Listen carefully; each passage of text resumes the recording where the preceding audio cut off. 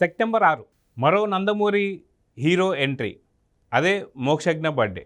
అయితే ఆ బర్త్డే రోజు ట్వీట్ చేసినటువంటి యొక్క జూనియర్ ఎన్టీఆర్ కావచ్చు, అదేవిధంగా కళ్యాణ్ రామ్ కావచ్చు, ఈ ఇద్దరు ట్వీట్లతో పూర్తిగా నందమూరి ఫ్యాన్స్ అంతా కూడా ఒక సంతోషంలో ఉందని చెప్పుకోవచ్చు. అయితే ఇదే విధంగా ఇప్పుడు జరిగింది ఓన్లీ ప్రారంభోత్సవం మాత్రమే, కానీ రేపు జరిగే ఈవెంట్ చాలా పెద్ద ఎత్తున జరగబోతుంది అంటూనే అసలుకి దీంట్లో క్యామియో రోల్స్ అనేది జూనియర్ ఎన్టీఆర్, బాలకృష్ణ నటించబోతున్నారా అనే దానిపై మనతో పాటు సీనియర్ జర్నలిస్ట్ హేమసుందర్ గారు ఉన్నారు. వారిని తెలుసుకుందాం. సార్ నమస్తే. నమస్తే అండి. సార్, మోక్షు ఎంట్రీ చాలా గ్రాండ్గా లాంచ్ అవబోతుందని చెప్పి అనుకున్నారు, కానీ సెప్టెంబర్ 6వ తారీఖు మాత్రం కొంత నార్మల్గా ప్రారంభించి ఆపేశారు. ఎందుకంటే గతంలో మనం చూసుకుంటే 50 ఏళ్ళకి సంబంధించిన ఇష్యూలో కూడా బాలకృష్ణ గారు ఏ మీడియాకు కూడా దీన్ని ఎక్కువ ప్రచారం చేయొద్దన్నారు. ఎందుకంటే బికాజ్ ఆఫ్ రెండు తెలుగు రాష్ట్రాలలో ఉన్నటువంటి ఒక వరద ప్రభావం కావచ్చు, వీటన్నిటి దృష్ట్యా. కానీ నెక్స్ట్ ఈ ఈవెంట్ చాలా పెద్ద ఎత్తున జరగబోతుంది అని చెప్పేసి అంటున్న టాక్స్ కావచ్చు. అదేవిధంగా జూనియర్ ఎన్టీఆర్, బాలయ్య వీళ్ళిద్దరు కూడా క్యామియో రోల్ చేయబోతున్నారు అని చెప్పేసి అయితే వార్తలు వస్తున్నాయి. దీంట్లో ఎంతవరకు నిజం ఉందంటే ఏం చెప్తారు? అంటే మొన్న 6వ తారీఖు జరగాల్సింది ప్రారంభోత్సవం కూడా వరదల కారణంగానే మొత్తానికి ప్రారంభోత్సవం లాగా పూజ కార్యక్రమాలాగా చేయకుండా ఒక అఫీషియల్ అనౌన్స్మెంట్ లాగా చేశారు. అంటే మోక్ష లుక్ని రిలీజ్ చేశారు. లుక్ చూడంగానే ఇండస్ట్రీ అంతా ఒకసారి స్టన్ అయింది. అప్పుడు ఫోటోలు ఇప్పుడు ఫోటోలు కంపేర్ చేసుకుంటూ కూడా చాలా వార్తలు ఇవన్నీ వైరల్ అయినాయి. ఇంకొకటి ఏంటంటే అదే రోజు కూడా సాధారణంగా నందమూరి ఫ్యామిలీకి, జూనియర్ ఎన్టీఆర్ ఫ్యామిలీకి ఒక విభేదాలు ఉన్నాయి అన్నట్టు వార్తలు వస్తున్న నేపథ్యంలో ఆశ్చర్యకరంగా జూనియర్ ఎన్టీఆర్ ట్వీట్ చేయడం, కళ్యాణ్ రామ్ ట్వీట్ చేయడం అనేది అందరి దృష్టిని ఆకర్షించింది. ఆ రోజు జూనియర్ ఎన్టీఆర్ గారు ఏమన్నారంటే, పుట్టినరోజు శుభాకాంక్షలు మోక్షు అంటూ మొదలుపెట్టి, నువ్వు సినిమా ప్రపంచంలో ప్రవేశించినందుకు అభినందనలు.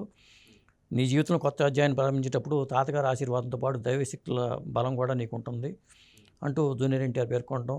అలాగే కళ్యాణ్ రామ్ కూడా టిన్సెల్ టౌన్కు మోక్షకు స్వాగతం, తాతగారి ప్రతిష్ట నిలబెట్టే ఎత్తుకు నువ్వు ఎదగాలని మనస్ఫూర్తిగా కోరుకుంటున్నానని చెప్పి కళ్యాణ్ రామ్ ట్వీట్ చేయటం. అంటే బహుశా నేను అనుకోవటం ఏంటంటే, వీళ్ళతో మోక్షతో జూనియర్ ఎన్టీఆర్ కానీ కళ్యాణ్ రామ్కి కానీ కొద్దిగా సాన్నిహిత్యం ఉన్నట్టుగా మనం అర్థం చేసుకోవచ్చు. చిన్నప్పటి నుంచి బంధువులే కాబట్టి కొంత క్లోజ్నెస్ ఉండి ఉంటుంది. ఆ నేపథ్యంలో మొత్తానికి జూనియర్ ఎన్టీఆర్ ట్వీట్ చేయడం కానీ, కళ్యాణ్ ట్వీట్ చేయడం కానీ అందరి దృష్టిని ఆకర్షించింది ఆ రోజు. ఇక మన ప్రారంభోత్సవం అంటే ఆ రోజు జరగలేదు కాబట్టి అఫీషియల్గా ప్రారంభోత్సవాన్ని భారీ ఎత్తున చేద్దామనే ప్లాన్తో ఉన్నట్టుగా మనకు తెలుస్తుంది. అయితే సాధారణంగా మొన్న 50 ఏళ్ళకి సంబంధించి బాలకృష్ణ గారి ఈవెంట్ కావచ్చు, లేదా మోక్షకు సంబంధించి ప్రారంభోత్సవం కావచ్చు, ఈ రెండు కూడా వరదల కారణంగా కొంత వద్దు అని చెప్పి బాలకృష్ణ గారు అన్నట్టుగా వార్తలు అయితే వస్తున్నాయి.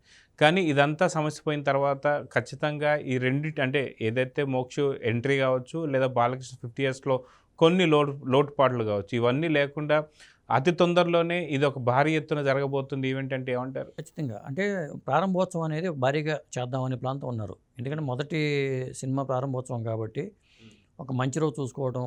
మొన్న కూడా మంచి రోజునే రిలీజ్ చేశారు వాళ్ళు ఆ లుక్ని.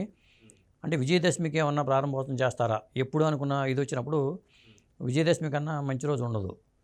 ఈ విజయదశమికి ప్రారంభోత్సవం చేసి మళ్ళీ విజయదశమికి సినిమా రిలీజ్ చేసుకోవచ్చు. ఆ 1 ఇయర్ పాటు ఆ షూటింగ్ పార్ట్లు అవన్నీ ఉంటాయి కాబట్టి 1 ఇయర్లోనే రిలీజ్ చేసే అవకాశాలు ఎక్కువగా ఉన్నాయి.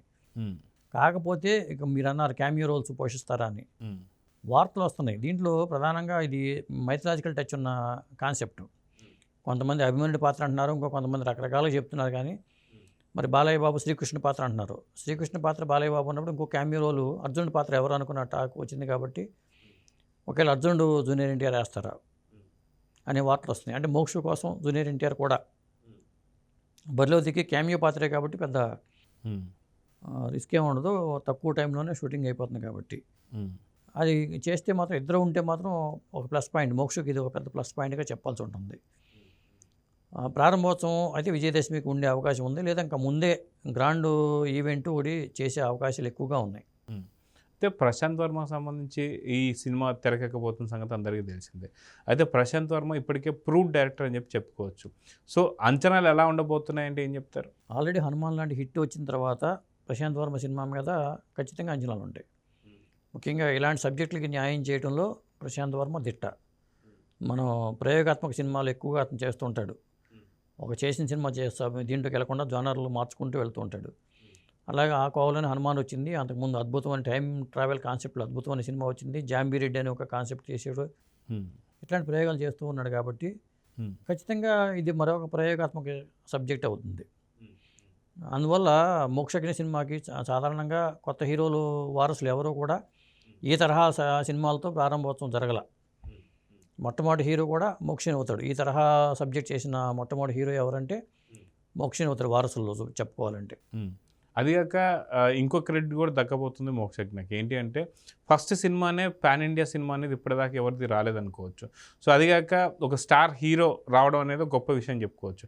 సో స్టార్ హీరో ఏదైతే ఉందో ఇప్పుడు మొత్తం పాన్ ఇండియా సినిమా రావడం అనేది ఒక పెద్ద రికార్డ్ కింద చూడొచ్చు అంటారా? ఖచ్చితంగా ఇది ఒక రికార్డ్ అవుతుంది. ఎందుకంటే దీంట్లో మరి విలన్ పాత్ర, హీరో పవర్ఫుల్ పాత్ర అనుకున్నప్పుడు విలన్ పాత్ర ఎవరెవరు ఉంటారు, ఇతర padding artist, pan India cinema అంటే ఇతర ప్యాడింగ్ ఆర్టిస్టులు కూడా పెద్ద పెద్ద ఆర్టిస్టులు పెట్టే అవకాశాలు ఉంటాయి. తమిళనాడు లేదా కన్నడమో లేదా మలయాళమో పెట్టే అవకాశాలు ఉంటాయి ఆ లుక్ తీసుకురావడం కోసం. ఖచ్చితంగా మంచి ప్రాజెక్ట్ ఇది మోక్షకి. అయితే పౌరాణిక పాత్రలు నటిస్తే ఖచ్చితంగా మిగతా ఏ పాత్ర సరే చాలా సునాయాసంగా నటించవచ్చు అని చెప్పేసి అంటారు. సో ఫస్ట్ సినిమానే ఈ సినిమా ఎంచుకున్నాడంటే ఖచ్చితంగా గట్స్ ఉన్నాయని చెప్పి అనుకోవచ్చా మోక్షజ్ఞకి? నేను అనుకోవడం ఏంటంటే మగధీరాలో రామ్ చరణ్ తరహాలో ఈ పాత్ర ఉండే అవకాశాలు కనిపిస్తున్నాయి మనకి. అంటే పౌరాణిక పాత్రగా చెప్పడానికి అవకాశం లేదు. అంటే ఒకవేళ ఫ్లాష్ బ్యాక్లోకి వెళ్ళి అభ్యనుడి పాత్ర అనుకున్నాం అనుకోండి, అప్పుడు మనం అది ఆ టచ్ ఉందని చెప్పుకోవచ్చు. అది కూడా నేను అనుకోవడం ఎక్కువసేపు నీడు ఉండకపోవచ్చు. దాన్ని ఎట్లా లింకప్ చేస్తాడు కథాపరంగా ఏంటి అనేది ఆ పూర్తి వివరాలు అయితే వాళ్ళు రివీల్ చేయట్లా, ఇప్పటికీ చేయకపోవచ్చు. ఎందుకంటే సినిమా కంప్లీట్ అయ్యే వరకు కూడా ఈ తరహా సబ్జెక్టులు రివీల్ చేయరు కాబట్టి. కాకపోతే ప్యాడింగ్ ఆర్టిస్టులు ఎవరు, హీరోయిన్ ఎవరు, ఇలాంటి అంశాలన్నీ మాత్రం చెప్పే అవకాశాలు ఉన్నాయి. రేపు ప్రారంభోత్సవం రోజుని అవి కూడా బయటకు వస్తాయి. అయితే జూనియర్ ఎన్టీఆర్, కళ్యాణ్ రావు ఇద్దరు ట్వీట్లని నందమూరి ఫ్యాన్స్ ఎలా చూస్తున్నారంటే ఏం చెప్తారు? అది చాలా వరకు పాజిటివ్గానే ట్వీట్లు అయితే వస్తున్నాయి. ఎందుకంటే జూనియర్ ఎన్టీఆర్ని నందమూరి ఫ్యామిలీ హీరోగానే చూస్తున్నారు కాబట్టి. కాకపోతే మోక్ష ఎంట్రీ వల్ల జూనియర్ ఎన్టీఆర్కి గట్టి పోటీనా అనే పోటీ అన్నట్టుగా కూడా వార్తలు వస్తున్నాయి. ఎందుకంటే మరి హరికృష్ణ గారి అబ్బాయిగా జూనియర్ ఎన్టీఆర్ని చూస్తారు, బాలకృష్ణ గారి అబ్బాయిగా మోక్షను చూస్తారు. ఇక్కడ రెండు నందమూరి ఫ్యామిలీ నుంచి ఇద్దరు హీరోలు అయిపోతున్నారు. మరి బాలయ్య బాబుకి ఉన్న స్టార్డమ్ వేరు, హరికృష్ణ గారికి ఉన్న స్టార్డమ్ వేరు. బాలకృష్ణ గారి అబ్బాయి అంటే మోక్ష పెద్ద హీరో కేటగిరీలోకి వెళ్ళిపోతాడు ఆటోమేటిక్గా. కాబట్టి మోక్షకి జూనియర్ ఎన్టీఆర్కి ఒక పోటీ, పెద్ద హీరోలు పరంగా చూసుకుంటే ఇతను ఎంట్రీ కావడం మరి ఆయనకు ఒక పోటీ తత్వాన్ని ఆపాదిస్తూ ట్వీట్లు చేస్తున్నారు చాలామంది, కామెంట్ కూడా పెడుతున్నారు సోషల్ మీడియాలో. సో మొత్తానికి మోక్షజ్ఞ సినిమా కావచ్చు, లేదంటే రేపు జరగబోతున్న ఈవెంట్ కావచ్చు, దీనిపైన అంచనాలు ఎలా ఉన్నాయంటే ఏమంటారు? అదేనండి, మోక్షజ్ఞ సినిమా మొదటి సినిమా ఇది అవుతుంది. ఇక రెండో సినిమా ఏంటి, మూడో సినిమా ఏంటి? ఇప్పుడు ఆదిత్య 999 మ్యాక్స్ అనే సినిమా సబ్జెక్ట్ అనుకున్నారు వాళ్ళు, అది ఎప్పుడు రాబోతుంది మరి? అది బాలయ్య బాబులోంచి మైండ్లో పుట్టిన ఆలోచన, కథాపరంగా కూడా కథ లైన్ అంతా బాలయ్య బాబు మైండ్లో ఉంది కాబట్టి. బాలయ్య బాబు మరి ఈ 5 ఏళ్ళు ఎమ్మెల్యేగా ఉంటారు, బిజీగా ఉంటారు కాబట్టి డైరెక్షన్ జోలికి వెళ్ళకపోవచ్చు. ఒకవేళ ఆ సబ్జెక్ట్ కూడా చేస్తే అది వేరే డైరెక్టర్ చేతిలో పెట్టచ్చు కూడా. సినిమాల ఎంపిక పరంగా జాగ్రత్తగా ఆచితూచి అడుగులు వేస్తూ వెళ్ళాల్సిందే. సో చూద్దాం సార్, ఖచ్చితంగా తెలుగు ప్రేక్షకుల్లో మాత్రం ఇది ఒక పెద్ద ఆనందకరమైనటువంటి ఒక శుభవార్త అనే చెప్పుకోవచ్చు. ఏదైతే నందమూరి వంశంలో ఉన్నటువంటి ఒక ఈ చిన్న చిన్న క్లాషెస్ కూడా ఈ ట్వీట్లతో ఇప్పటితో సమసిపోయిందని చెప్పేసి అయితే అనుకుంటున్నారు. చూద్దాం ఏం జరుగుతుంది. నమస్తే.